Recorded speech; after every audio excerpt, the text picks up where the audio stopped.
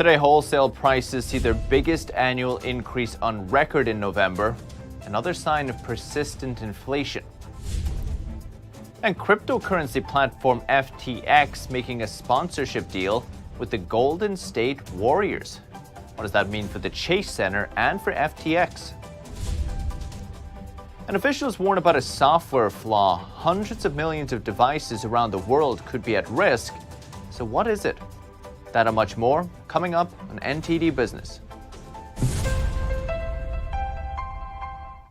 Good evening. Great to have you with us. I'm Paul Graney. One of the Las Vegas's most iconic casinos is about to have a new owner.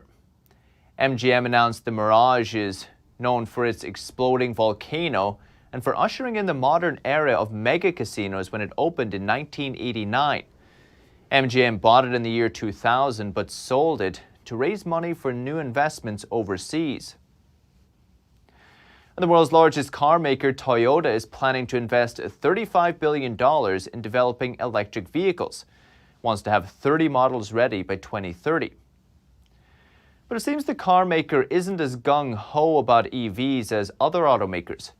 It only expects around a third of its vehicle sales to be all electric by 2030. It says a lack of charging stations is a big factor, and that it's also investing heavily in hybrids.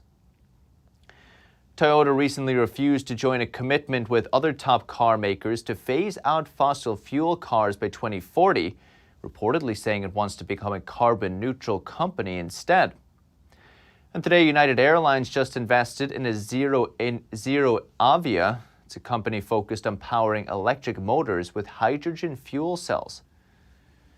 The deal means United could buy up to 100 zero-emission engines. Air travel has been described as the most carbon-intensive activity. United CEO Scott Kirby says hydrogen electric engines are one of the most promising paths to zero-emission air travel, for smaller aircraft at least. Zero Avia also says it's attracted $115 million of investment from a range of stakeholders, like Shell Ventures and Amazon's Climate Pledge Fund. But despite the push for renewables, the U.S. solar industry is expected to grow slower than expected next year. NTD's Michael Corder has details on a new report. The U.S. solar industry will grow 25% less than expected next year, thanks to supply chain issues and rising costs. That's according to a new report by the Solar Energy Industries Association and Wood Mackenzie.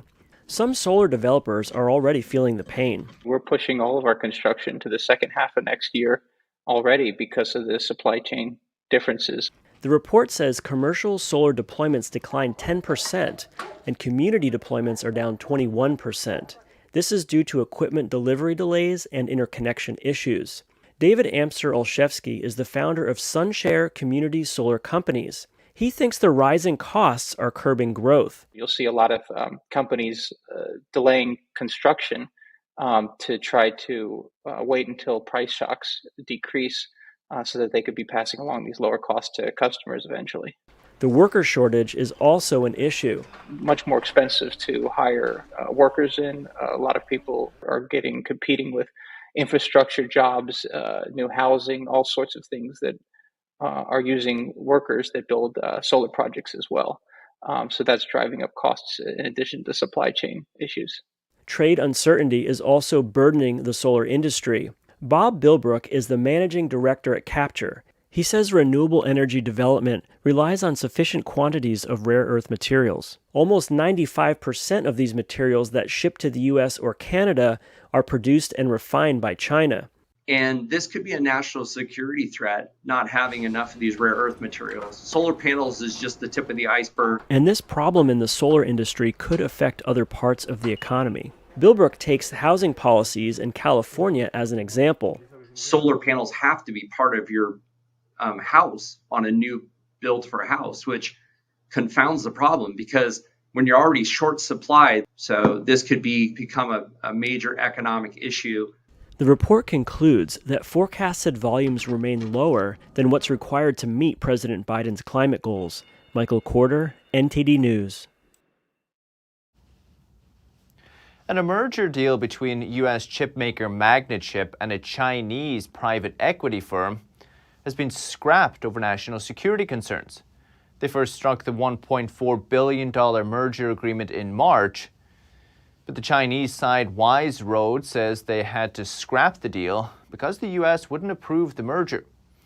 The companies announced the news Monday, with Magnachip getting a termination fee of $70 million. The U.S. Treasury Department said in August the deal posed risks to national security, while the U.S. Committee on Foreign Investment ordered the deal to be put on hold in June. And hundreds of millions of devices worldwide could be exposed to a newly revealed software vulnerability. A cyber official warned industry executives on Monday to address what she calls one of the most serious flaws she's ever seen. The vulnerability is in a Java-based software called Log4j.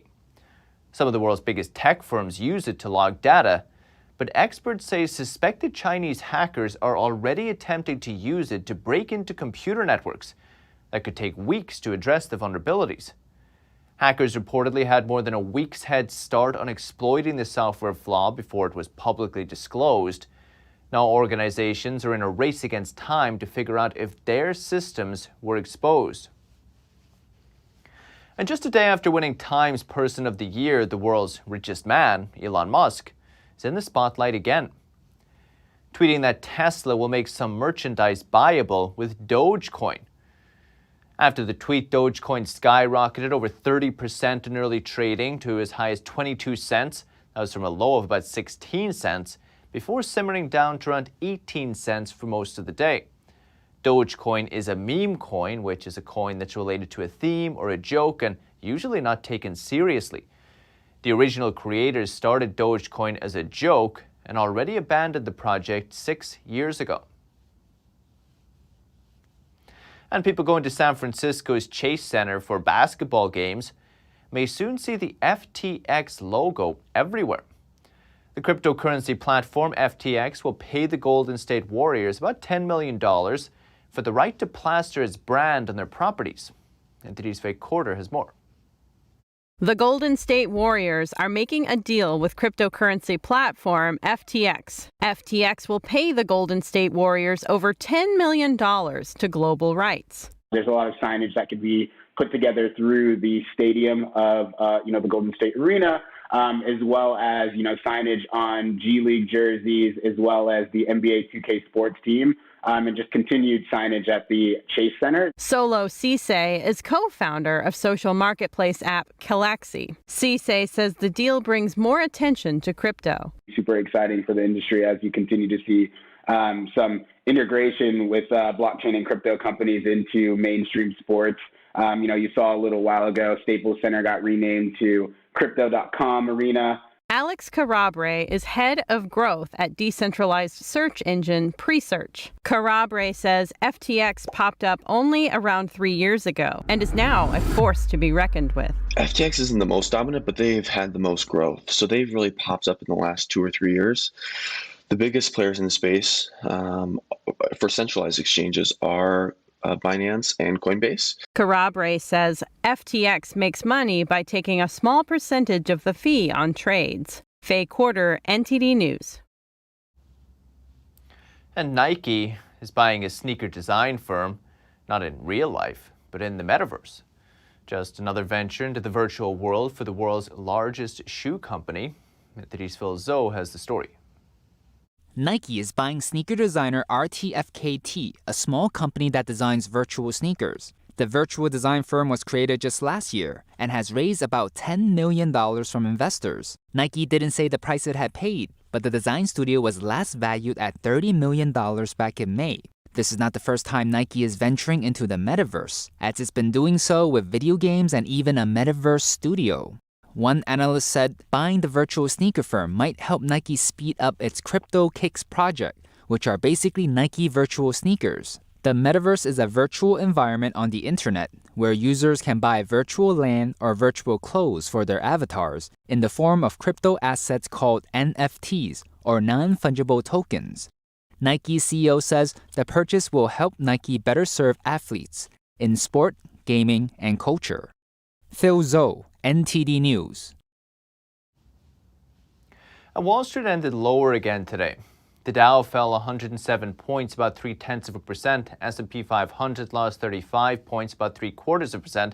The Nasdaq dropped 176, about 1.1% today.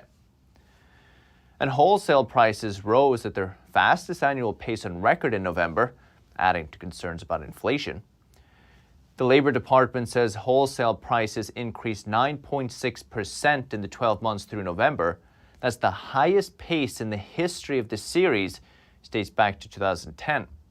On a monthly basis, producer prices jumped by 0.8%. While that's lower than January's record high, it's still nearly double the pace of October. Wholesale prices are a leading indicator of consumer inflation, which last month jumped by 6.8%, the fastest pace in nearly 40 years. And today's report comes on news 25% of Americans say rising prices are the greatest retirement threat, up from 8% last year.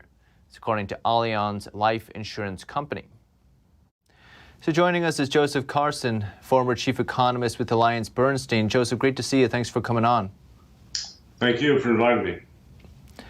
Joe, we see a considerable number of Americans, an increasing number of Americans, worried that inflation is going to be a threat to their retirement plans. Should they be worried given that equities and real estate are rising along with prices?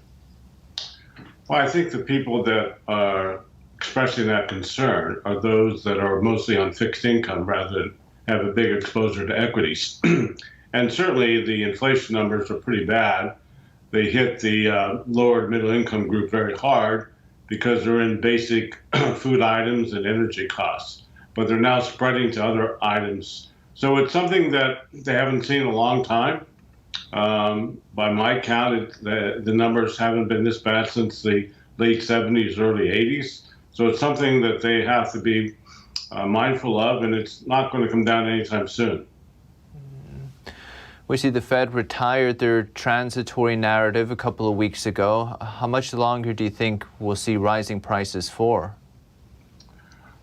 Well, I'm not sure we're going to have more months that show larger increases year on year, but I don't think inflation is going to come back down to a 2% level for a long period of time. I think it can easily settle on 4 to 5%. Because I think there's many catalysts for additional inflation down the road, particularly on the labor side. I read an interesting stat today that even if inflation were at 3%, what are we at, like 7% now? Even if we were at 3% after 24 years, your purchasing power had been cut in half. Yeah, but I think this is going to change going forward. I think for the first time in a long time, given the labor market strength, you could probably see wages outpacing price increases for the next couple of years. Remember, we're down to almost 4% unemployment. And for the first time in 20-some years, we have more job openings than we have people unemployed. So I think workers are going to gain at the expense of business going forward. Joe Carson, thank you. Appreciate it. You're welcome, sir. And independent businesses are reportedly raising prices at a rate not seen since the 1970s. The National Federation of Independent Businesses' latest data shows owners are trying to counter rising costs for materials and labor. But even with higher selling prices, businesses are reporting smaller profits. And even with higher wages, businesses are still struggling to find talent. 48% of owners reported job openings that could not be filled. So joining us is Holly Wade, Executive Director at the NFIB's Research Center. Holly, great to see you. Thanks for coming on. Great. Thank you for having me. Holly, we see another report today. The PPI prices or wholesale prices rising at a historic rate. From your report, we see these rising prices are really eating into small business profits. How sustainable is this for small businesses?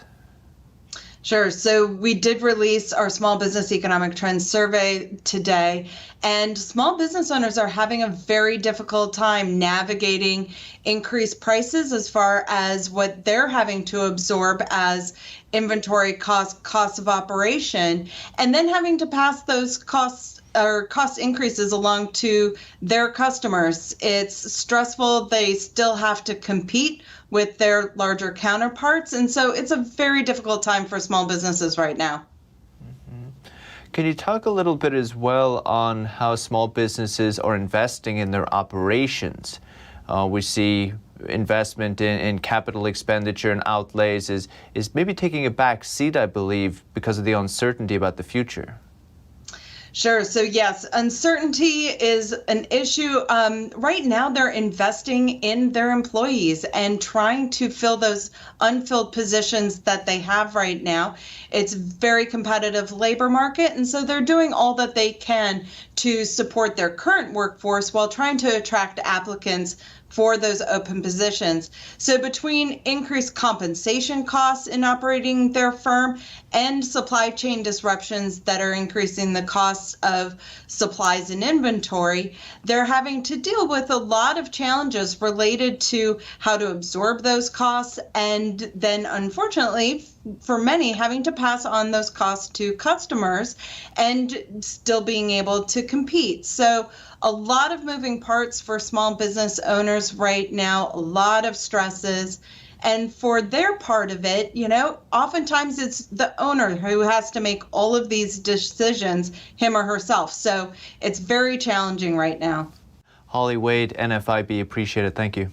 Thank you. And Kroger, the country's biggest traditional grocery chain, is ending some benefits for unvaccinated workers. Comes as some big employers are trying to encourage more workers to get vaccinated as virus cases rise again. Kroger says if workers are not vaccinated and they get infected, they'll no longer get up to 2 weeks paid emergency leave. Also for non-union or management workers, if they're not vaccinated, they'll need to pay an extra $50 a month for health care. Hourly workers won't have to pay the fee. Meanwhile, Kroger is offering incentives for those who do get the shot. It's giving out $100 to fully vaccinated workers. Kroger employs almost 500,000 people in the United States. And amid the labor shortage, while many companies are offering bonuses or higher pay to lure and keep workers, a Florida business is offering a drawing for 2 brand new homes. It's according to an Orlando Sentinel report. Employees need to be with the company for at least a year to qualify for the drawing. The company's planning to hold the drawing next December. It has bought 2 lots, plans to build homes on them. And its CEO says it thought about other incentives too, like giving away a car or a vacation. Then he decided it would be nice for his workers to enjoy their own homes instead of renting. We're going to take a quick break, but still to come this evening. How would you like living on the water and visiting a different city every couple of days? It's possible for a price. And Christmas markets in Croatia bustle with festive cheer. The opportunity to celebrate is drawing tourists from abroad too. We have that and more coming up on NTD Business.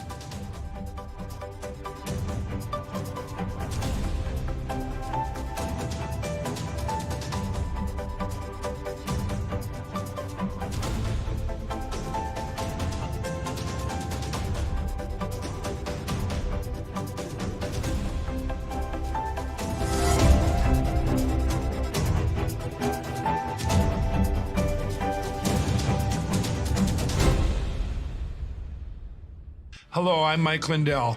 Cancel culture has not only affected myself and MyPillow, but millions of you out there. Before all this started, I had already written in my memoir, I dedicate this book to anyone that's looking for hope. Well, right now, we're all looking for hope. I believe that my story is going to bring inspiration and hope to everyone. By the time you're done reading my book, you will believe that with God, all things are possible. To thank you all for your support, I'm offering some of my best prices ever on MyPillow products, including this exclusive bundle. You get my book and these 5 MyPillows. They all have beautiful scenes and verses from the Bible, such as Isaiah 41:10. Do not fear, for I am with you. This 6-pack bundle is regularly $219. Now it's just $99.98 and free shipping with your promo code. Go to mypillow.com and use the promo code on your screen or call the 1-800 number below. Thank you and God bless. You are not just watching a performance. You are witnessing a culture reborn. Now, you'll see what the modern world has never seen. China, before communism. Shen Yun 2021, live on stage. Get tickets now at shenyun.com.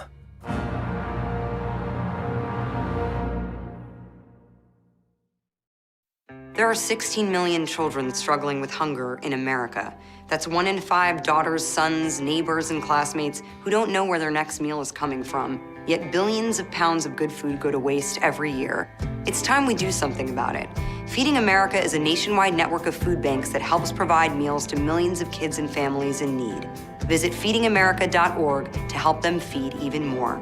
Together, we can solve hunger. Together, we're feeding America.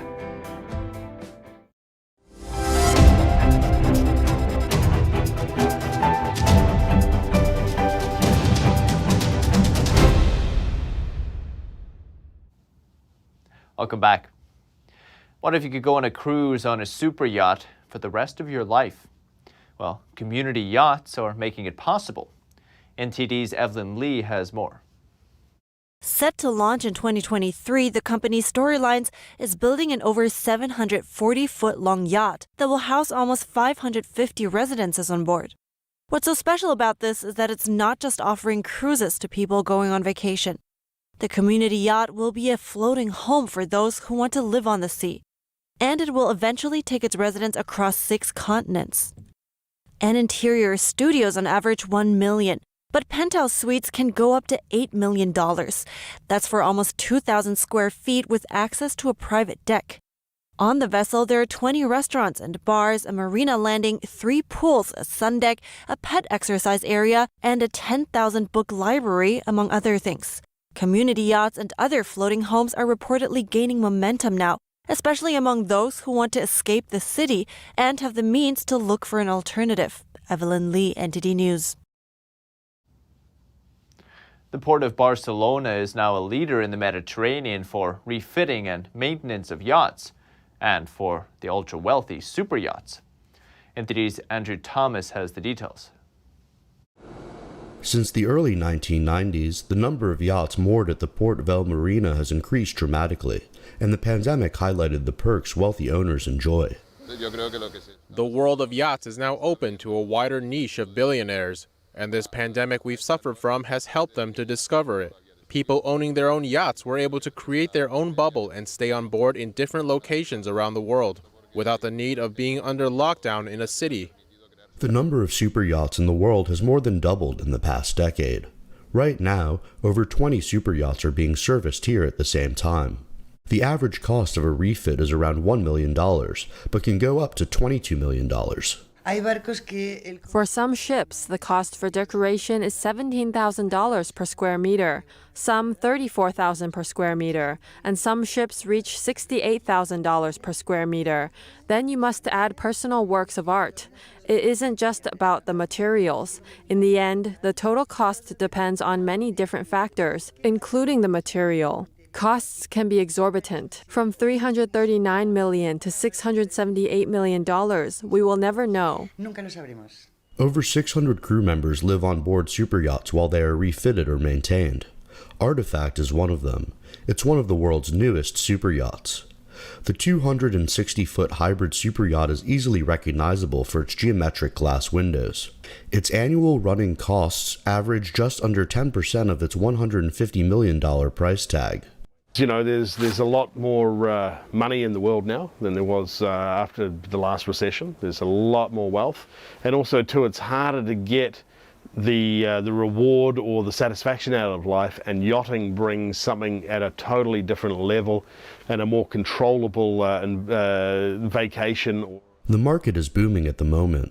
According to Boat International, year-over-year sales rose by 46% during the first quarter of 2021. As the economy started to bounce back, meaning more potential customers for MB92.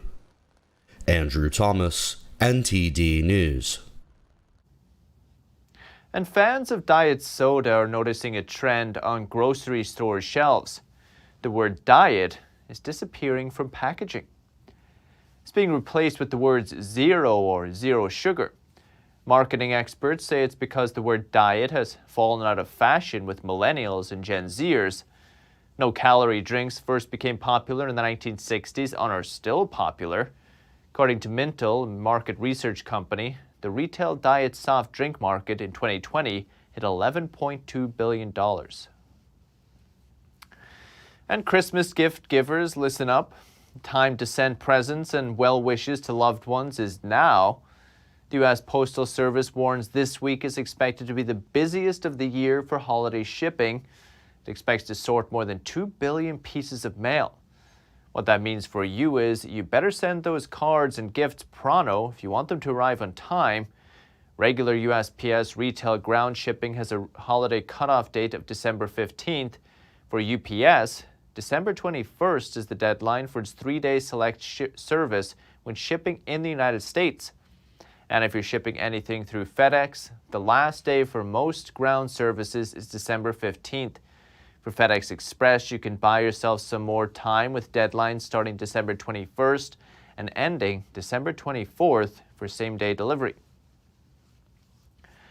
And Christmas markets in Croatia are bustling with festive cheer this year, despite being scaled back.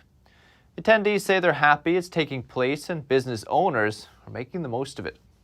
NTD's Andrew Thomas has the story. Here in the Croatian capital of Zagreb, crowds are out to enjoy the lights, mulled wine, and steamed sausages in the city's decorated streets, as long as people attending can produce vaccine passes and adhere to social distancing. As humans, we are all social creatures, and it's very important for us to socialize. And if we do it in open air, the risk of getting infected with the virus is much lower. Unlike other European countries, there is no mask mandate for outdoor spaces, and the opportunity to revel and gallivant is drawing tourists from abroad too. I've only just arrived and everything looks great. It's really good to see something like this happening. I'm from Slovenia, and over there things are still closed down and it's not as pretty. And that's why I like coming here, to spend my weekends in Zagreb. I'm enjoying it. A new threat that business owners now fear is rising inflation. Restaurant owners like Marin Madak are making the most of the market. Well, we restaurant owners are certainly very happy about seeing the Christmas market take place. A lot of my colleagues thought there wouldn't be a market this year at all. Finally, it arrived, and we are really happy that it's happening. While at the same time, in some other countries, there's nothing like this going on. This year, city authorities decided to put more emphasis on open-air events and creatively use open spaces. Andrew Thomas, NTD News. And that's the latest business updates for today, but you can still catch NTD Evening News with Stephanie at Cox. That's at 6:30 p.m. Eastern. For NTD Business, it's all for today. Thank you for watching. We'll see you tomorrow.